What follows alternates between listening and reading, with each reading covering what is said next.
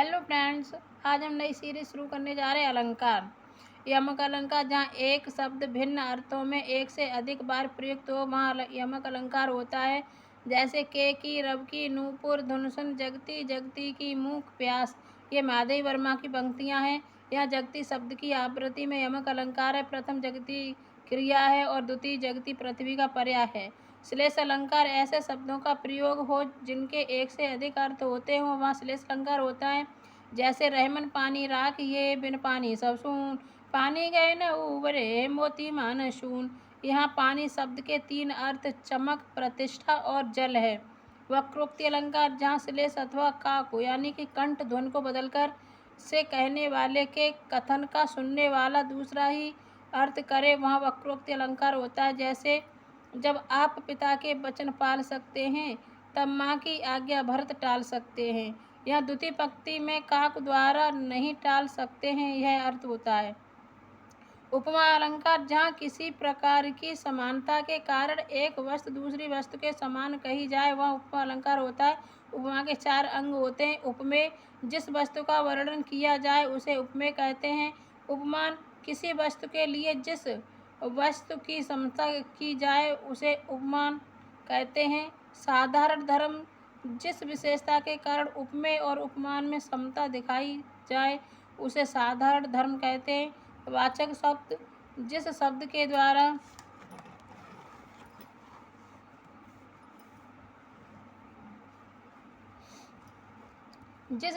द्वारा उपमेय और उपमान की समानता सूचित होती है वह वाचक कहलाता है। जैसे सा, एव, तुल्य, लो, सदृश, सम, ज्यों, जैसे, जिम, समान, इम आदि। यहाँ उदाहरण दें, पीपर पात सरस मन डोला, ये उदाहरण है। यहाँ मन उपमेय, पीपर पात उपमान है, सरस वाचक है तथा डोला साधारण धर्म है, अतः उपमा अलंकार है।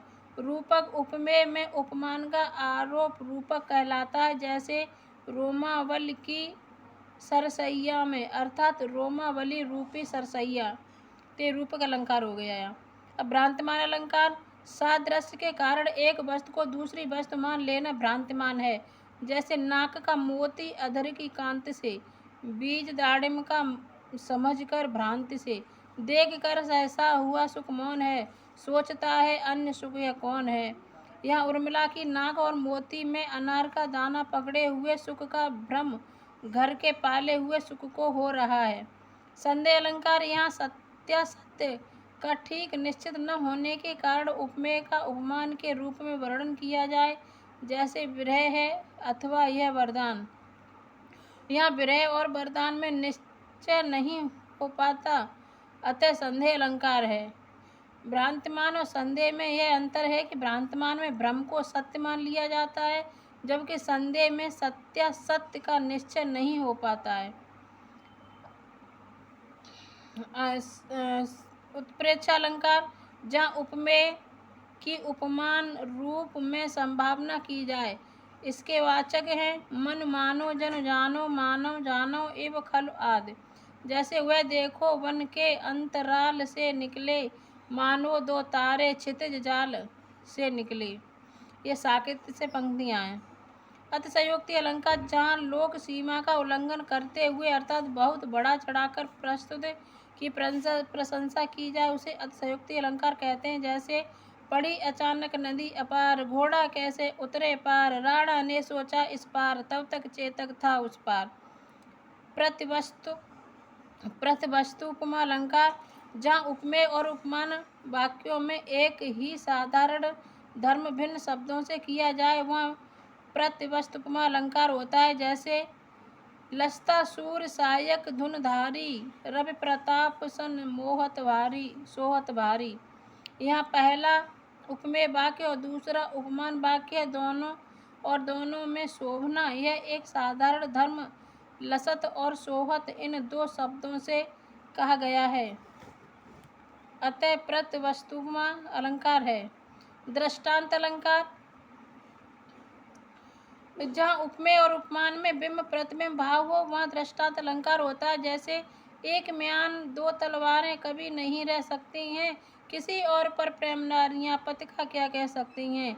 यह एक म्यान में दो तलवारों का रहना वैसे ही असंभव है जैसे एक पुरुष का दो नारियों पर अनुरक्त रहना। इस प्रकार यहाँ दोनों वाक्यों में बिंब प्रतिबिंब भाव है, अतः दृष्टांत अलंकार है। निर्दर्शना, जहाँ दो सब पदार्थों में भिन्नता होते हुए भी उपमान के द्वारा उनके संबंध की कल्पना की जाए, वह निर्दर्शना अलंकार होता है। जैसे मैं मृग मीन मृलान निकीछ विदास उड़ी अकियान में देखियो। यह मृग मीन आदि उपमानों की छवि का आंखों में आरोप किया गया है, अतः निर्दर्शना अलंकार है। समासोक्ति, जहाँ समान विशेषणों के द्वारा प्रस्तुत यानी कि उपमेय से ही उपमान अप्रस्तुत का भी ज्ञान कराया जाए, वहाँ समासोक्त अलंकार होता है। जैसे पीली पर निर्मल कोमल कृष देह लता कुमलाई, विवसना लाज में लिपटी सांसों में शून्य समाई। चांदनी के इस प्रस्तुत वर्णन में विशेषणों की समानता के कारण पांडु वर्ण क्षीण काय किसी कोमल नारी की प्रतीत होती है, अतः समासोक्त अलंकार है। विभावना, कारण और कार्य के संबंध में चमत्कार पूर्ण कल्पना अर्थात कारण के अभाव में कार्य की उत्पत्ति का वर्णन विभावना अलंकार कहलाता है। जैसे बिन पद चले सुने बिनु काना, यह कारण पैर और कान के अभाव में चलना और सुनना कहा गया है, अतः विभावना अलंकार है। विरोधाभास, दो वस्तुओं में वस्तुतः विरोध न रहने पर भी विरोध की प्रतीत विरोधाभास अलंकार है। जैसे मूक गिरवर के मुखरित ज्ञान, यह मूक गिरवर के ज्ञान को मुखरित कहने में विरोधाभास है। विशेषोक्त अलंकार, कारण के होते हुए भी कार्य न होना विशेषोक्त अलंकार है। जैसे अब छूटता नहीं छुड़ाए रंग गया हृदय है ऐसा, आंसू से धुला निखरता यह रंग अनोखा ऐसा। यहाँ छुड़ाने पर भी रंग के नहीं छूटने में कारण के होते हुए भी कार्य का अभाव है, अतः विशेषोक्त अलंकार है। असंगत अलंकार, कारण कहीं और कार्य कहीं हो तो वह असंगत अलंकार होता है। जैसे मेरे जीवन की उलझन बिखरी थी उनकी अलकें, पी ली मद मदिरा किसने थी बंद हमारी पलकें। यहाँ उलझन में पड़ा है कोई और अलकें बिखरी है किसी दूसरे की, मदिरा पी किसने और सुरूर चढ़ा किसी और पर, अतः असंगत अलंकार है। अर्थांतर न्यास अलंकार, अर्थांतर न्यास अलंकार होता है। यदि समान का विशेष से या विशेष का समान से समर्थन हो तो अर्थांतर न्यास अलंकार होता है। जो रहीम उत्तम प्रकृति का कर सकत कुसंग, चंदन विष व्यापत नहीं लिपटे रहत भुजंग। यहाँ पूर्वार्धगत सामान्य अर्थ है, कुसंगत अच्छी प्रकृति वालों का कुछ बिगाड़ शक्ति, और उत्तरार्ध के विशेष अर्थ से उसका समर्थन है। सर्प लिपटे रहते हैं पर चंदन में विष नहीं व्याप्त होता, अतः अर्थांतर न्यास अलंकार है। अन्योक्त या अप्रस्तुत प्रशंसा अलंकार, यदि अप्रस्तुत के वर्णन से प्रस्तुत की प्रतीति हो तो अप्रस्तुत प्रशंसा अलंकार होता है। जैसे क्षमा शोभती उस भुजंग को जिसके पास गरल हो, उसको क्या जो दंतहीन विष रहित विनीत सरल हो। यहाँ अप्रस्तुत सर्प के विशेष वर्णन से प्रस्तुत में यह सामान्य अर्थ प्रतीत होती है कि शक्ति संपन्न पुरुष को ही क्षमा शोभा देती है, शक्तिहीन को नहीं, अतः अन्योक्त या अप्रस्तुत प्रशंसा अलंकार है। उदाहरण अलंकार, जहाँ पहले समान वाक्य कहा जाता है और उसको स्पष्ट करने के लिए अंग रूप दूसरा उपमान वाक्य कहा जाता है, वह उदाहरण अलंकार होता है। ज्यों जैसे जिम आदि इसके वाचक हैं। जैसे नीको पे फीको लगे बिन अवसर की बात, जैसे वर्णत युद्ध में रस श्रृंगार न स्वाहात।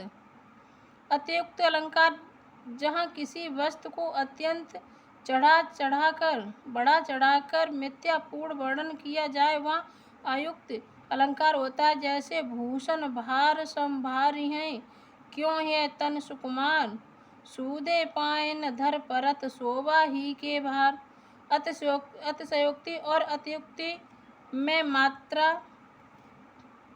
मात्रा का या तारतमिक अंतर होता है। अतिशयोक्ति में जहाँ मिथ्यापूर्ण वर्णन होता है, वहाँ अतियुक्त में अत्यंत मिथ्यापूर्ण। ये पूरी सीरीज ख़त्म होती है, इसी को यहाँ स्टॉप करते हैं। वीडियो अच्छा लगा हो तो लाइक करें, शेयर करें, कमेंट में ज़रूर बताएं। धन्यवाद।